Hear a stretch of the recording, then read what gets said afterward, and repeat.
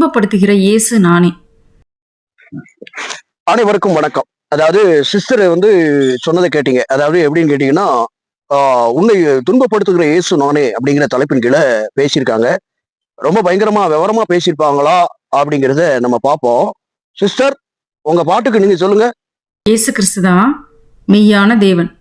ஆம், சரிதான். ஆகிலும் இந்த வசனத்திற்கு என்ன விளக்கம் சொல்லுங்க, வாசிக்கிறேன் கேளுங்கள். யோவான் 17ஆம் அதிகாரம் 3ஆம் வசனம். ஒன்றான மெய்த்தேவனாகிய உம்மையும் நீர் அனுப்பினவராகிய இயேசு கிறிஸ்துவையும் அறிவதே நித்திய ஜீவன். நாங்க எப்படின்னு கேட்டீங்கன்னா, இயேசு கிறிஸ்து மெய்யான தேவன் இல்ல அப்படின்னு எந்த இடத்துலயும் சொல்லல. ஆகையினால அதை நீங்க சொல்ல வேண்டியதில்லை. மெய்யான தேவன்னு உலகத்தார் அனைவருக்கும் தெரியும், நீங்க சொல்லிதான் தெரியணுங்கிறது இல்ல. அடுத்தது என்ன சொல்றீங்க? வசனத்துக்கு விளக்கம் இன்னொரு வசனம் தான். மனுஷன் என்னைக்கும் தேவனுடைய வார்த்தைக்கு அர்த்தம் சொல்லக்கூடாது. அது வசனத்தை விளக்கம் கொடுக்க கூடாது அப்படின்னு சொல்லிட்டு நீங்க எப்படி விளக்கம் கொடுத்தீங்க அப்படிங்கிறது தெரியல. சரி, நல்ல விளக்கமா கொடுத்துருப்பீங்களா அப்படிங்கிறத பார்க்கலாமா? பாருங்க. கிறிஸ்து அவர்தான் பிதா, அவர்தான் குமாரன், அவர்தான் பரிசுத்த ஆவியானவர். இதுதான் வசன ஆதாரங்களோடு. அதாவது எப்படின்னு கேட்டீங்கன்னா, இயேசு கிறிஸ்து தான் பிதா, ஆவியானவர் தான் இயேசு, குமாரன் தான் இயேசு அப்படிங்கிற மாதிரி அப்படியே சும்மா குருட்டடி விருட்டடி அடிச்சீங்கன்னா எப்படி அர்த்தம்? சரி, நான் ரெண்டு மூணு வசனத்தை விளக்க கேட்கிறேன். உங்களால விளக்க முடியும்னா விளக்குவேன். அதாவது லூக்கா எழுதின சுவிசேஷம் 22ஆவது அதிகாரத்தை உங்க பைபிள்ல இருந்தா வாசிங்க. ஆண்டவராகி இயேசு கிறிஸ்துவானவர் ஒரு கோர சம்பவம் நடக்க போது சிலுவையில அறையப்பட போகிற காட்சிப்படுத்தப்படுகிறது. அந்த இடத்துல, பிதாவே, இந்த பாத்திரம் நீங்க கூடுமானால் நீங்கட்டும், அது என்னுடைய சித்தம் அல்ல, உம்முடைய சித்தமே ஆக கடவது அப்படிங்கிற மாதிரி யாருக்கிட்ட பிரேயர் பண்ணாரு? இவரு பிதா தானே, இவரு கான்வர்சேஷன் பண்ணாரா? அதாவது ஒரு விஷயத்த கேளுங்கள் அப்படிங்கும் பொழுது கேட்கறதுக்கு நீங்க இருக்கணும். நான் வெறுமனே பேசிக்கிட்டு இருந்தேன் அப்படின்னு சொன்னா கேட்கறவங்க இல்லாம போயிடும். அப்போ ஒரு விஷயத்த நான் செபிக்கிறேன் அப்படின்னா ஒருத்தர் கேட்கிறாருன்னு அர்த்தம். அப்போ கேட்கிறவர்கிட்ட ஆண்டவர் இது பண்றாரு, வைக்கிறாரு. அப்போ அவரே இயேசு கிறிஸ்துவே பிதா அப்படின்னு சொன்னா எப்படி? பிதாவே, இந்த பாத்திரம் நீங்க கூடுமானால் நீங்கட்டும் அப்படின்னு எப்படி சொன்னாரு? புரியல? அதுக்கும் நீங்க விளக்கம் சொல்லணும். சரி, அடுத்தது யோவான் சானகன் ஞானஸ்நானம் கொடுக்குறாரு. கொடுத்துட்டு இருக்கும்போது என்ன காரியம் நடக்குது அப்படின்னா, இப்போதும் இடம் கொடு அப்படின்னு சொல்லிட்டு யோர்தான் நதிக்கரையில ஆண்டவராகிய இயேசு கிறிஸ்துவானவர் ஞானஸ்நானம் பெறார். ஞானஸ்நானம் பெறும் பொழுது அதுல காட்சிப்படுத்தப்படுகிற காரியங்கள் என்னன்னா, மேல பரிசுத்த, அதாவது மேல இருந்து புறா மூலியமாக பரிசுத்த ஆவியானவர் இறங்குறாரு. அதே வேளையில இவர் என் நேசகுமாரன், இவரில் பிரியமா இருக்கிறேன் அப்படிங்கிற வார்த்தையாக மேல பிதாவினுடைய வார்த்தை எப்படி வந்தது? மூணுலயும் அவர் ஒருவராக இருந்தால் எப்படி இதை காட்சிப்படுத்த முடியும்? எப்படி இதை இது பண்ண முடியும், வைக்க முடியும்? சரி, அடுத்தது என்னன்னு கேட்டீங்கன்னா, சைவான் ஆவியில உணரப்பட்டு பிதாவின் வலது பார்சத்தில் இயேசு கிறிஸ்துவானவர் இருக்கிறார் அப்படின்னு சைவான் போய் சொல்லிட்டாரா? அந்த வசனம்லாம் இருக்குன்னா அதுக்கு ஒரு விளக்கம் கொடுத்துருங்க. அதே போல அப்போஸ்தலர் நடவடிக்கைகள் 10:38 வாசிங்க.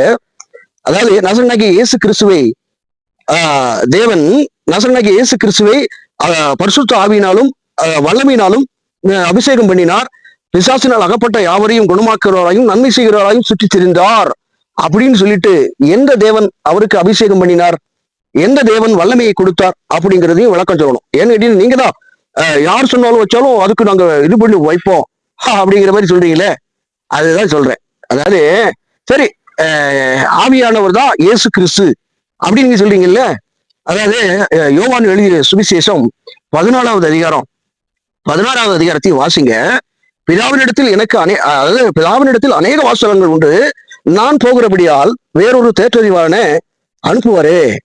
சோ நான் பிதாவிடத்துல வேண்டிக் கொள்வேன், வேறொரு தேற்றறிவாளன் வருவார், நானே திரும்ப வருவேன் அப்படின்னு சொன்னாரா? நானே டபுள் ஆக்ட் போட்டு இங்க வருவேன் அப்படின்னு சொன்னாரா? இல்ல, வேறொரு தேற்றறிவாளனை அனுப்புவார் அப்படின்னு சொன்னா, அப்போ இயேசு கிறிஸ்து உங்களுக்கு முன்னால நீங்க பெரிய அறிவாளி. அப்ப இயேசு கிறிஸ்துவானவர் போய் உபதேசம் பண்ணிட்டாரா? எப்படி தும்பு, எப்படி தம்பின்னு சொல்றோம் போது எப்படிக்கா உங்களுக்கு கொஞ்சம் இதா இருக்கா அப்படிங்கிறது தெரியல. சரி, அடுத்த கட்டம் அங்க என்னன்னு கேட்டீங்கன்னா, ஆவியானவர் அப்போஸ்தலர் நடவடிக்கைகள் 2வது அதிகாரங்கள்ல இருந்து இது பண்றாரு, வைக்கிறாரு. யாருடைய சுவிசேஷத்தை இது பண்றாரு? இயேசு கிறிஸ்துவனுடைய சுவிசேஷத்தையும் தேவனையும் மையப்படுத்திய பிதாவாகிய தேவனாலும் இயேசு கிறிஸ்துவின் கிருபையும் உங்களோடு கூட இருப்பதாக அப்படிங்கிற 2 டேம்லயும் ஒவ்வொரு நிருபங்கள்லயும் பவுல் பேதுரு எழுதியிருக்காங்களே, அவங்க கும்பிட்டீங்களா நீங்களா தெரியலையே. சரி, அடுத்தது என்ன சொல்றாங்கன்னு கேட்போம். பிதாவாகிய ஆபிரகாம் என்னுடைய நாளை காண ஆசையாய் இருந்தான், கண்டு களி கூர்ந்தான் என்றார். அதற்கு இயேசு, ஆபிரகாம் உண்டாகிறதற்கு முன்னே நான் இருக்கிறேன் என்று மெய்யாகவே மெய்யாகவே உங்களுக்கு சொல்லுகிறேன் என்றார். ஆபிரகாமோடு நான் இருந்தேன், என்னை களி கூர்ந்தான் அப்படிங்கிற வேதவசனத்தை மேற்கோள் காட்டி சொல்லியிருக்கீங்க. சரி, அதுக்கு அடுத்த செக்மெண்ட் என்ன சொல்றாங்கன்னு கேளுங்க. 18வது அதிகாரத்துல முதல் வசனம், பின்பு கர்த்தர் மம்ரேயின் சமபூமியிலே அவனுக்கு தரிசனமானார். ஓஹோ, அதாவது ஆதியாகமம் 18வது அதிகாரம் அதிலே 1வது வசனத்தில் அப்படியாக சொல்லுகிறது. அப்படியா? அதுக்கு கீழே உள்ள வசனம்லாம் உங்களுக்கு தெரியாதா சிஸ்டர்? ஏன்னா நீங்க ரொம்ப பயங்கரமான ஆளு. இது ஒரு வசனத்துக்குன்னா டக்கு டக்குன்னு நான் இது பண்ணுவோம், வைப்பேன், ஆண்டவர்கிட்ட கேட்பேன் அப்படின்னு சொன்னீங்க. உள்ள வசனத்தை மட்டும் மாத்துனீங்கன்னா, உருட்டுனீங்கன்னா எப்படி? ஒரு மக்கு மிஷின் கூட இருந்து உங்களை மூலச்செலவா பண்ணிட்டானா அல்லது கோளாறவா பண்ணிட்டானா, செய்வனை கூட வச்சானா உங்களுக்கு அந்த வசனம் வரும்போது, 2வது வசனம் வரும்போது உங்களுக்கு டக்குன்னு கண்ணை மறைச்சிட்டு, அப்போ அந்த மக்கு மிஷின்கிறவன் உங்களுக்கு செய்வனை வச்சு விட்டான்.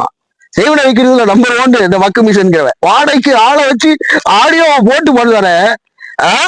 அதாவது என்னன்னு கேட்டீங்கன்னா, பூவோடு சேர்ந்து நாரும் மணக்கும் அப்படிங்கிற மாதிரி இவர்கள் நாராவும் இல்லை பூவாவும் இல்லை. இவங்க பூ போல இருக்கிற பொல்லாதவர்கள், பொல்லாத பேலியாவின் மக்கள், வசனத்தை திருத்தி மாத்தி கூறுகிற டுபாக்கூர்கள் அப்படிங்கிறது தான் அர்த்தம். சரி, இப்ப எப்படின்னு கேட்டீங்கன்னா, 18வது அதிகாரம் 1வது வசனத்தை மேற்கோள் காட்டின அவங்க 2வது வசனத்தை ஏன் சொல்லல? அப்போ அவன் எப்படின்னு கேட்டீங்கன்னா, 2வது வசனத்துல தன் கண்களை ஏறெடுத்து பார்க்கும்போது இதோ 3 புருஷர் அவனுக்கு முன்னதாக எதிரே நின்றார்கள் அப்படின்னு. எதிரே நின்றார்கள், அவர்களை கண்டு அவர்களுக்கு எதிர்கொண்டு போய் ஓடி தலை மட்டும் குனிந்து ஆண்டவரே அப்படிங்கிறாங்க. அதாவது இங்க 3 புருஷர்களை அவர் பார்க்கிறார். சரியா? 3 புருஷர்கள் அப்ப யாரு? அப்ப 2வது வசனத்தை நீங்க மறைக்கிறீங்க அப்படின்னு சொன்னா, வேதத்தையே மறைக்கிறீங்க, வேகாத ஆட்கள் அப்படிங்கிறது திட்டம் தெரியுமா? தெரியுதா தெரியலையா? உங்களுக்கு நாணம் இருந்தால் கீழே உள்ள வசனத்தை பார்க்கணும். அதே போல இந்த மூன்று புருஷர்கள் இருக்கு இல்லையா, இந்த தேவனாகிய கர்த்தர் அப்படிங்கிறது 3 நிலைகள்ல செயல்படுகிறதாக இருக்கும். தேவனாகிய கர்த்தர் ஒருவரே கர்த்தர், ஆனால் 3 நிலைகள்ல 3 நபர்களாக ஒவ்வொரு இடங்களையும் செயல்படுவதை பார்க்க முடியும். அதாவது ஆதியாகமம் 3:16 வாசிங்க. அந்த இடத்துல ஆண்டவராகிய அதாவது எப்படின்னு கேட்டீங்கன்னா, ஆதாம் எப்படின்னு கேட்டீங்கன்னா, நம்மில் ஒருவனை போல ஆனான். என்னை போல ஆனான்னா பரவாயில்ல, நம்மில் ஒருவனை போல ஆனான்னு பன்மையில சொல்லப்படுகிறது. இங்கேயோ ஆபிரகாமுக்கு தரிசனமாகும் போது 3 புருஷர்களை காணப்படுகிறது. அப்படியானால் இயேசுவை பார்த்தாங்க. கரெக்ட் தானே? கரெக்ட் தானையா? இருக்கிறேன்னு தான் சொன்னாரு. ஆபிரகாமோடு இருந்தேன், களி கூர்ந்தான் அப்படின்னு இருக்கு. நான் ஆபிரகாமோடு பிதாவாக இருந்தேன், அப்படி இருந்தேன், இப்படி இருந்தேன் அப்படின்னு சொல்றாரு. சரி, அடுத்தது சொல்லுங்க. அதனாலதான் அவன் என்னுடைய நாளை கண்டு களி கூர்ந்தான் அப்படின்னு ஆண்டவர் சொல்றார். அதாவது ஆதியாகமம் 17வது அதிகாரம் 1வது வசனத்துல நான் சர்வ வல்லமை உள்ள தேவன் அப்படின்னு சொல்றீங்க. சரி, பின்னால் ஒரு வசனத்தை இது பண்ற வைக்கிறேன். அதாவது தேவனை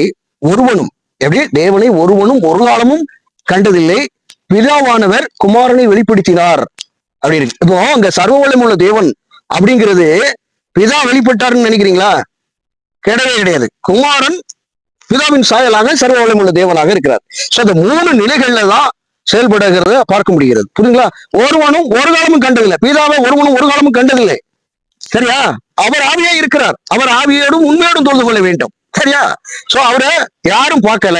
சோ குமாரனை தான் பார்க்கிறாங்க ஒவ்வொரு இடங்கள்லயும். சரி, நீங்க சொன்னப்பட்ட அத்தனை விளக்கங்கள்லயும் பிதாவானவர் அனுப்புகிறார். தம்முடைய ஒரே பேரான குமாரனை விசுவாசிக்கிறவன் எவனும் அவன் கெட்டு போகாமல் நித்திய ஜீவனை அடிம்படிக்கு அவரை தந்துருளி இவ்வளவாய் உலகத்தில் அன்பு கூர்ந்தார் அப்படின்னு இருக்கு. அதாவது அவரா வர்றது வேற, பிதா அனுப்புறதுங்கிறது வேற. அனுப்புறவர் ஒருவர் இருக்கிறார்னா அனுப்பப்பட்டவர் ஒருவர் இருப்பார்ல, அப்படிதானே பைபிள்ல இருக்கு.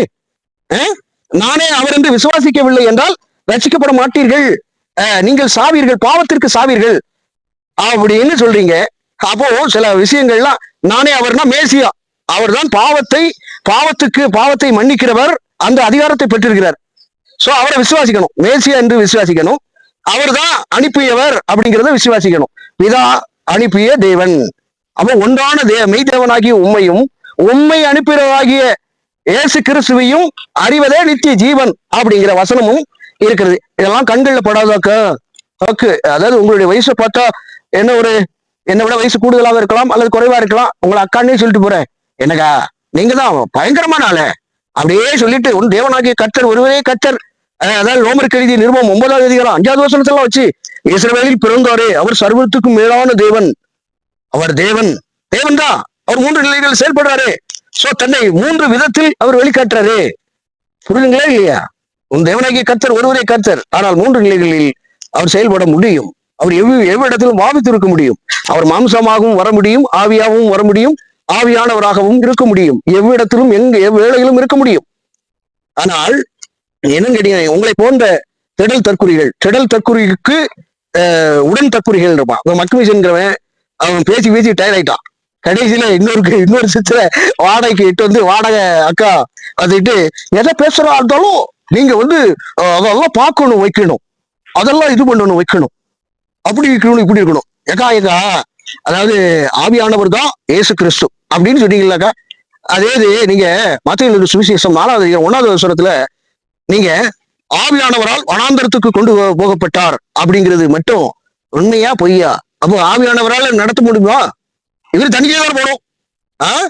அதாவது நானே வழியும் சத்தியமும் ஜீவனுமா இருக்கிறேன், என்னை இல்லாமல் பிதாவினிடத்தில் ஒருவனும் வரான் அப்படின்னு இருக்கு. பிதாவினிடத்தில் வரான் அப்படின்னு எப்படி சொல்ல முடியும் ஆண்டவராக இயேசு கிறிஸ்துவனவர்?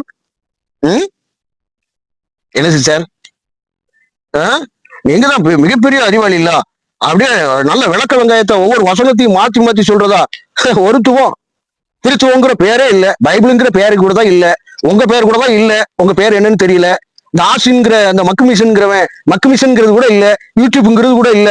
எதையும் பயன்படுத்துறீங்க? எதுவுமே பயன்படுத்தாங்க. திருத்துவம் அப்படிங்கிறது கர்த்தத்துவம். அதாவது எப்படின்னு கேட்டீங்கன்னா குமாரனாக வெளிப்படுறாரு. சரியா? நமக்கு குமாரனை கொடுக்கப்படுகிறது. சோ 3 நிலைகள்ல ஒரே தேவன் செயல்படுகிறதை பார்க்க முடியும்.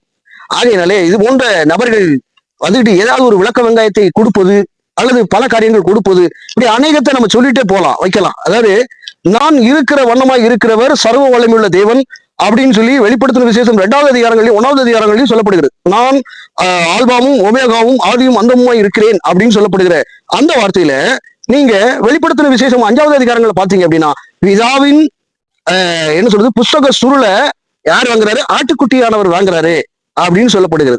சோ ஒவ்வொரு இடங்கள்லையும் பிதாவையும் குமாரனையும் பரிசுத்த ஆவியானவரையும் மையப்படுத்திய முழு பைபிள் இயங்குகிறது.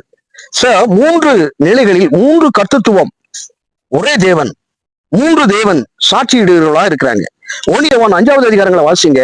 பரலோகத்தில் சாட்சியிடுகிறவர்கள் மூவர், பரிசுத்த ஆவி, பிதா, குமாரன். சரிங்களா?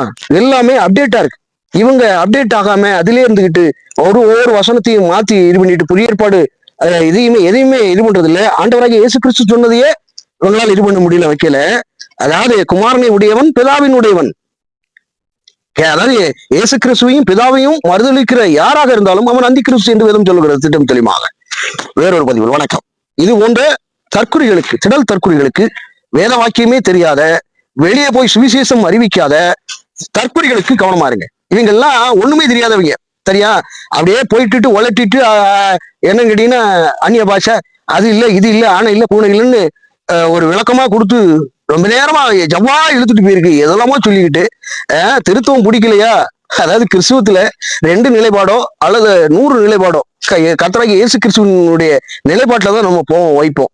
எதை பண்ணாலும் வச்சாலும் ஆண்டவராகிய இயேசு கிறிஸ்துவை மையப்படுத்தி பிதாவை சோத்திரம் பண்றோம். சரிங்களா? அநேக வாக்கியங்கள் உண்டு. இவெல்லாம் டிஸ்கசிங் பண்ணாங்கன்னா தெரிச்சு ஓடிடுவாங்க. இவெல்லாம் வர முடியாது. அந்த மக்குமிஷன்கிறவன் வாடகைக்கு வேணா வாயை பிடிப்பான். நம்ம கிட்ட எல்லாம் அப்படி நடக்கவே நடக்காது. சரியா தம்பி? ஓட விட்டுருவேன். இன்னொருத்தருக்கான் மகேந்திரன்னு ஒருத்தன், அவன் இன்னும் கட்டுரையே போட மாட்டான். அவனால வாயில மட்டும் தான் பேச முடியும். கட்டுரையை இன்னும் கொண்டாடுறான். 2 வருஷம் ஆச்சு மதுரையில இருந்து கட்டுரையை கொண்டு வரான்னு கட்டோட தூக்கிட்டு எங்கேயோ போயிட்டா செட்டோட. ஓகே, அடுத்த பதிவுல நம்ம பார்க்கலாம். இது போன்ற திடல் தற்குறிகளுக்கு கவனமாயிருங்க. சரிங்களா? ஆண்டவராகிய இயேசு கிறிஸ்துவை மையப்படுத்தி அவர் மூலியமாக பிதாவிடத்துல நம்ம பிரேயர் பண்றோம். சரிங்களா? சோ மையப்புள்ளி இயேசு கிறிஸ்து தான். இந்த உலகத்துல நமக்கு கொடுக்கப்பட்ட நாமம் இயேசு கிறிஸ்து என்கிற நாமம் தான். வேறொரு பதிவு. வணக்கம்.